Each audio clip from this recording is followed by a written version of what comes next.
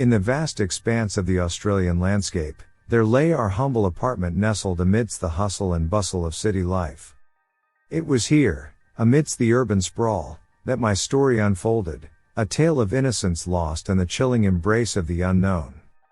I never believed in ghosts or spirits until that fateful night when darkness crept into every corner of my existence, shattering my belief in the rational world. It all began innocently enough, amidst the routine of college lectures and the comforting familiarity of our rented apartment in the heart of Australia. Me and my sister used to live alone, away from our family in Indonesia. My sister had a job there, while I had come for higher studies. We had grown accustomed to the rhythm of our lives, the monotony of the everyday offering a false sense of security.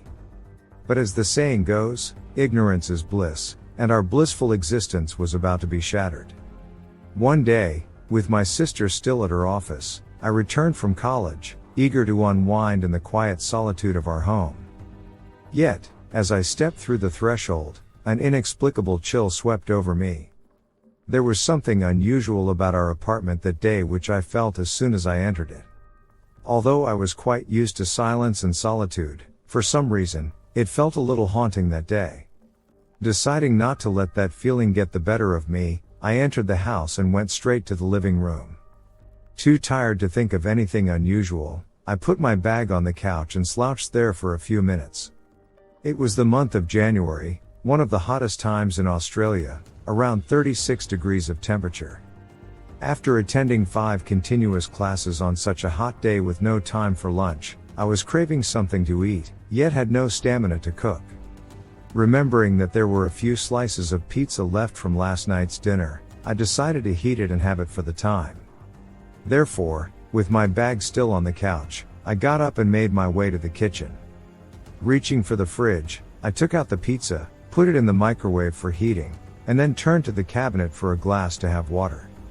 Just as I filled the glass with water, and was about to take a sip, a loud sound came from the living room, ripping through the silence like a jagged blade and leaving me startled.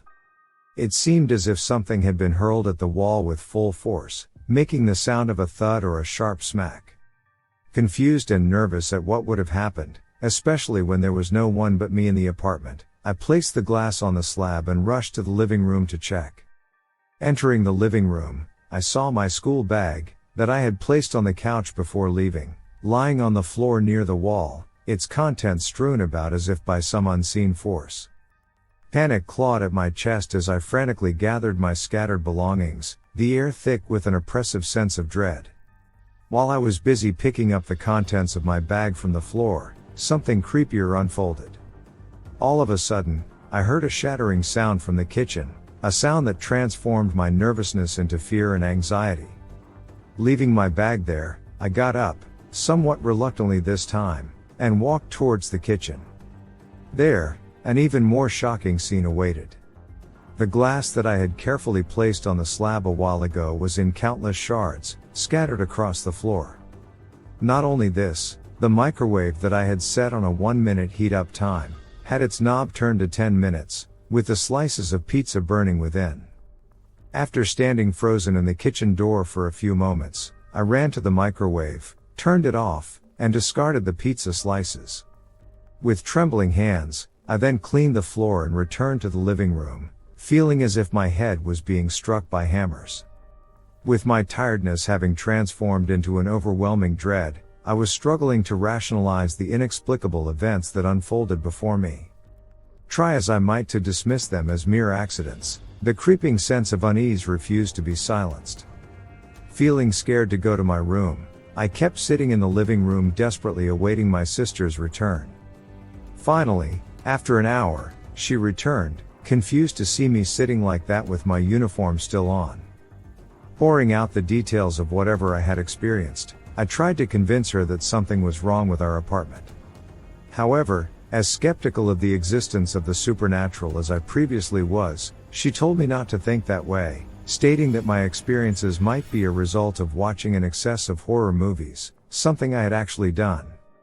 Hoping that she was right, I then began to assure myself of the same and finally went to my room, changed my uniform, and came back to have dinner. During all that time, Everything was completely normal, something which made me relax and reconsider the notion of a paranormal existence around us. After dinner, both of us went to our rooms to rest. At that moment, a night of sound sleep was all that I needed to forget the incidents of the day and wake up with a fresh mind the next morning.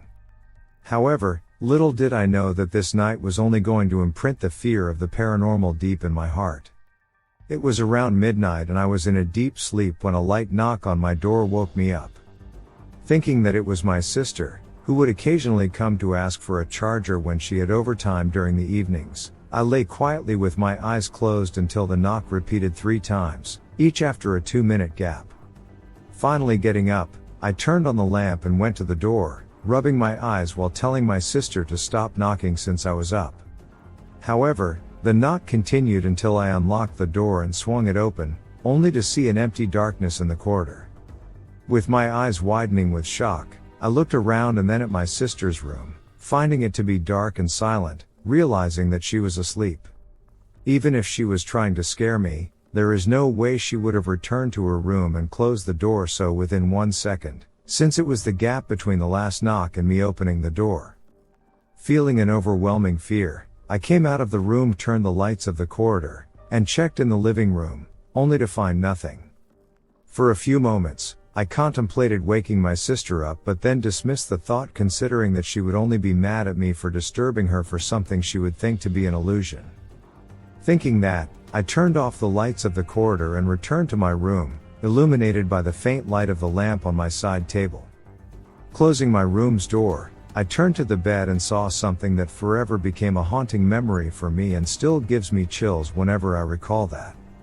In that dim glow of my bedside lamp, I saw a shadow of a human-like figure, about double the height of a normal human, standing tall behind the curtain.